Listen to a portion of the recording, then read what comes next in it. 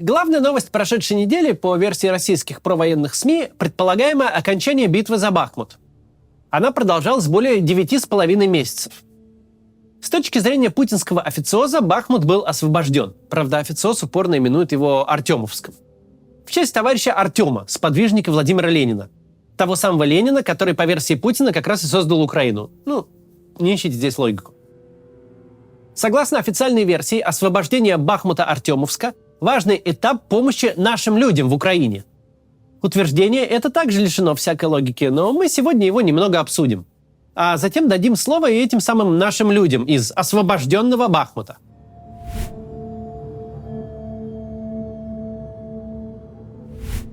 С первого дня полномасштабного вторжения мы на канале повторяли одно фундаментальное правило. Невозможно победить, если не знаешь, что можно считать победой. Невозможно достичь успеха в вооруженном противостоянии, когда все твои цели, задачи и основания для применения военной силы состоят из сплошных абстракций.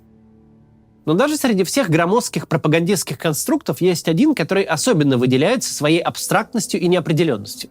Это так называемые «наши люди в Украине». До 24 февраля прошлого года нашими людьми считались жители самопровозглашенных ДНР и ЛНР в их фактических границах. Но после начала полномасштабного вторжения понятие «наши люди» стало как будто термином из квантовой физики. Миллионы украинских граждан с точки зрения путинского официоза стали одновременно и нашими, и не нашими. Если Херсон с Россией навсегда, то херсонцы наши. А когда по Херсону нужно влупить артиллерией, уже не наши. Все мирные граждане востока Украины находятся в квантовой суперпозиции. То ли наши, то ли не наши. Пока в их дом не прилетит российская ракета. Если прилетела, тогда значит не наши.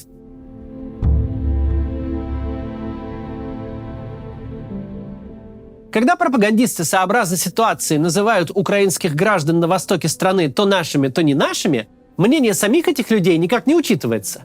Кем они себя считают, чего они на самом деле хотят, хотят ли отделения от Украины любой ценой, или, может быть, мечтают о том, чтобы Россия отстала от них наконец и оставила в покое. О проведенных типа референдумах и говорить вовсе смешно. Даже не в плане самой процедуры. Просто сначала вы заявляете, что 87% жителей Херсонской области – это наши люди, русские, а затем российские ракеты и барражирующие боеприпасы «Шахид» выносят энергосистему Херсона и Херсонской области. Потому что там уже не наши, а украинцы, которых нужно заморозить и оставить без света, воды и канализации. Вот наши люди, значит, 8 лет страдали, а теперь по этой людоедской логике пора и украинцам пострадать. В самом конце прошлой недели российские войска, предположительно, все-таки домучили Бахмут, овладев последними руинами некогда красивого русскоязычного города Украины. Из примерно 70 тысяч жителей на пепелище остались считанные тысячи.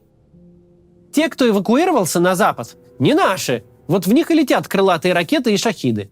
А те немногие, кто остался в Бахмуте, видимо, будут считаться нашими. Но ровно до того момента, пока город не освободит ВСУ. Тогда тамошние граждане снова превратятся обратно в не наших, которых, дескать, можно и замораживать насмерть, и заживо жечь. В отместку за 8 лет и детей Донбасса, конечно же. Хотя уничтоженные российской армией украинские города сами находятся на Донбассе. Кого из агитаторов волнуют такие детали? У нас на канале выходил отдельный ролик про довоенный Бахмут. Как он жил и как развивался. Были и другие видео, рассказывающие о судьбе этого города. В комментариях под видео появилось много свидетельств самих бахмутовцев, которые смогли выехать и решили рассказать о своем личном опыте. Понятно, что комментарии в Ютубе не самый надежный источник. Мы в редакции осуществили самую простую проверку. Посмотрели, что авторы зарегистрированы на Ютубе еще задолго до начала войны. Но доверять ли сообщениям или нет, уже на ваше усмотрение. Я их просто озвучу. Настя Морозинская. Мы с семьей из Бахмута. У меня был зообизнес в городе, а муж достаточно неплохой инженер-строитель. В 2021 году наш сын пошел в 1 класс школы номер 24. Школы, которой уже нет. Как и нашего дома, как и моего зоомагазина, как и всех тех зданий, которые строили по проектам мужа. Евгений Колесниченко. Бахмут – мой родной город. Сейчас мои родители остались без дома, а моя квартира разрушена. До полномасштабного вторжения у меня была отличная работа, дом, планы на будущее. Хорошо, что родители выехали из города, и, слава богу, все живы, здоровы. Но тот город уже не вернуть, и жизнь людей тоже. Она же. Бахмут – мой родной город, и когда я смотрю видео оттуда, то не узнаю свою же улицу, по которой ходила в сад, а затем в школу. Все настолько изувечено, что там невозможно больше жить. Очень больно каждый раз слышать про город, которого нет. Анна. Спасибо большое, пишет, что показываете правду о моем Бахмуте. Особо зацепила фраза «разрушенные жизни жителей Бахмута». Это правда был довольно процветающий город и жил себе спокойно, а теперь город уничтожен, жить негде. Тамара Евтушенко. Бедный мой Бахмут, город моей юности. Что же с тобой сделали? Вы не показали и десятой доли его былой прелести. Это был самобытный старинный город, где строения еще царской эпохи с любовью сохраняли. Потерпи, моя ненька Украина. Мы тебя отстроим, и на твоих улицах еще будет звенеть детский смех. Настя. Я родом из Бахмута. И это действительно классный, маленький, уютный городок. Рука не поднимается написать «был». Помимо всего прочего, в Бахмуте очень крутое образование. Могу рассказать конкретно про мою государственную школу номер 11.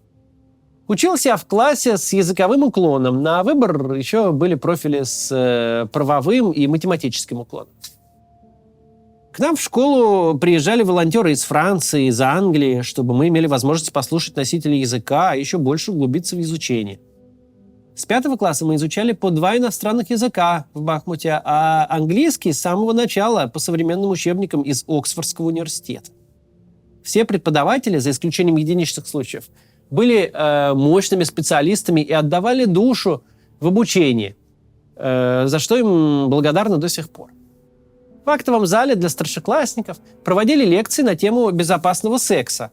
И, конечно, в школе появлялись интерактивные доски, новые компьютеры, баскетбольная площадка на территории, новое футбольное поле. Да и в целом столько было различных секций по интересам в городе. Рукоделие, танцы, пение, театральный кружок, театр мод. И это только то, куда я ходила. Очень больно смотреть, как все это разрушено сейчас. Но я надеюсь еще вернуться в мой родной город, когда закончится война. Следующее. Ну вот и новое видео, и оно про мой город Бахмут. Так уж сложилось, что в видео был показан мой институт, Государственный педагогический институт иностранных языков. Могу сказать, что уже нет 4 этажей здания. Перед войной институт ремонтировали, пожарные системы, выполнение всех норм, ремонт аудитории. Этого уже нет. Большая толковая библиотека, компьютерный класс. Как вы поняли, тоже ушло все в бетон. Дальше. В Бахмуте, тогда Артемовске, еще в советское время, провела часть детства. Прекрасный цветущий город, превращенный в руины. Хорошо, что бабушка не дожила. Больно на это смотреть. Так, что кусаешь кулаки, чтобы не кричать. Следующий. Друг в Бахмуте жил. Бежали всей семьей в Днепр. Живут там на даче родственников. Дед решил поехать в Бахмут проведать домашних животных и погиб под обстрелом. Вот такая вот война. Ольга Трофимова. Максим, спасибо за ролик о моем прекрасном городе. На самом деле он еще краше был, чем вам удалось показать. В сентябре 2021 года мы отметили 450-летие Бахмута. Был очень яркий праздник, и еще такой важный момент. Было много возможностей для творческого развития детей. Красивый цветущий город был. И, надеюсь, еще будет. Украина победит. Ирина Максимова. С 2013 по 2017 год училась в Бахмуте. Тогда он еще назывался Артемовск. Прекрасный город, уютный, чистый и красивый. Сейчас нет сил смотреть, как его уничтожают. Железнодорожный колледж, где прошли лучшие годы, сожгли твари российские, гореть всем в аду, кто причастен. Елена Федорова. Прожила в Бахмуте 17 лет. Все, что сегодня происходит там, вызывает боль, злость и ненависть. Ненависть – плохое чувство, но другого нет, когда видишь, как из цветущего красивого города сделали сплошные руины. Верю, что с Божьей помощью и ЗСУ мы все восстановим. И жизнь вернется, а врагам желаю только смерти, и чтобы на своей шкуре испытали все то, что они сотворили с Украиной. Люди пишут на чистом русском языке в комментариях к моим видео. К моим видео российского ютубера и политика. Дальше. Дмитро Ткаченко. Бахмут – это и моя родина. Я сам из Солидара. Спасибо русским соседям. Теперь ни дома моего детства, ни улицы, на которой он стоял, ничего не осталось. Слава богу, что хоть сестра жива. Бежала с детьми, в чем была вообще без всего. Без денег, без теплых вещей. Теперь живет в вагончике, предоставленном польским правительством. Спасибо полякам за помощь. Во Львове. Русские, боты, кто угодно. Вот вы мне объясните, я пишу по-русски.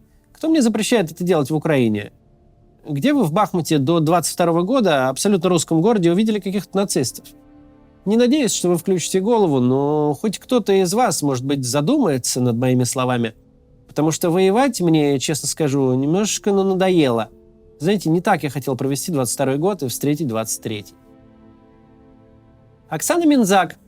У меня хорошая знакомая из Бахмута. В 21 году она закончила длительный хороший ремонт.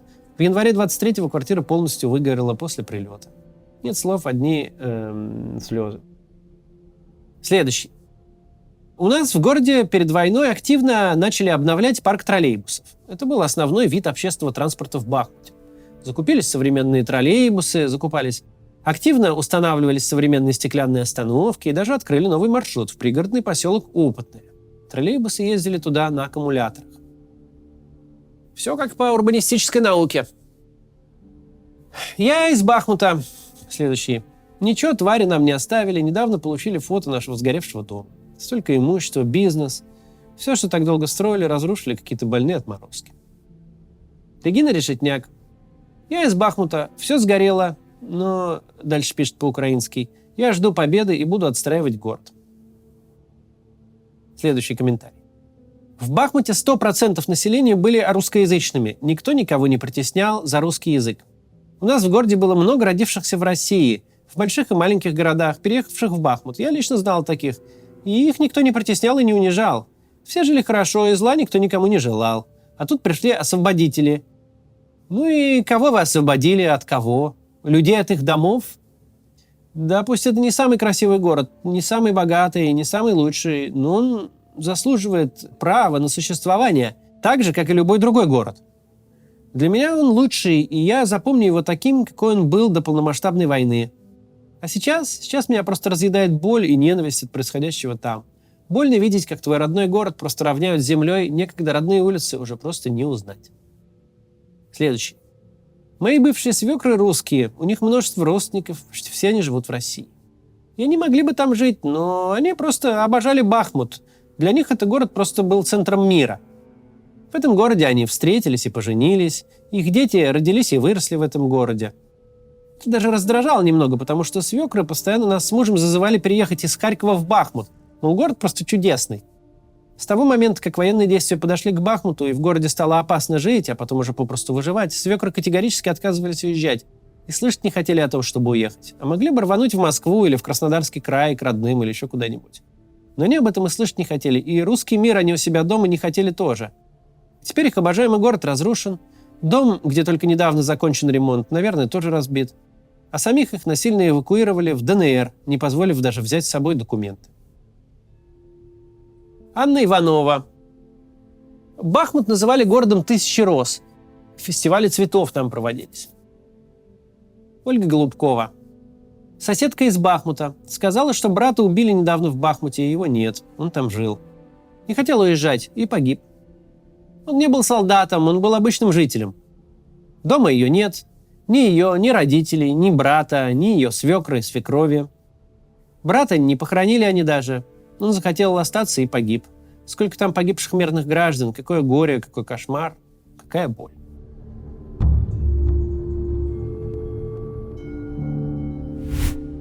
Мой друг Илья Варламов много лет путешествовал по самым разным городам России. Он объездил нашу страну вдоль и поперек, чтобы своими глазами увидеть, как живут миллионы россиян. И не то что в провинциальных городках, даже в столицах регионов Илья снимал, как граждане России живут в гнилых бараках без каких-либо удобств, дышат плесенью, утопают в нечистотах. Не фигурально выражаясь, а вот прям вполне конкретно.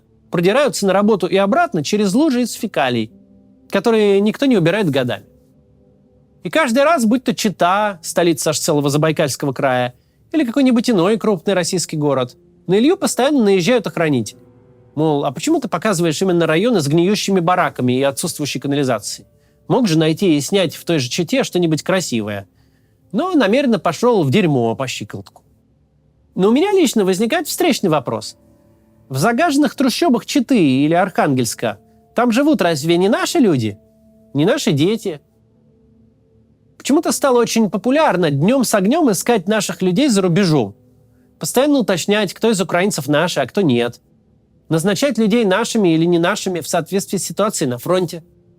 На захваченной территории проводить фильтрацию, селекцию. Не наших украинцев выгонять из домов, а то и вовсе убивать. Нашим же украинцам, значит, навязывать новую власть, которую они не выбирали и не хотят. Дома наших в Мариуполе и в Волновахе непременно нужно сначала уничтожить, а потом заново возводить стахановскими методами. Правда, не всем, а только тем, кто выжил и прошел проверку на нашесть, и не утратил эту нашесть, даже после всех колебаний генеральной линии. А вот нашим в Чите, Архангельске, Омске и Кызыле государство ничего не должно. Упаси Господь, они заживут как люди, в условиях, не унижающих само человеческое достоинство. Как же все это мерзко. Путинская система за всем своим словоблудием, за всей своей пропагандистской головомутью маскирует простой, как 3 копейки принцип. Сами не живем и другим не дадим. Нет для Владимира Путина никаких наших людей. Ни в Украине, ни в России. До завтра.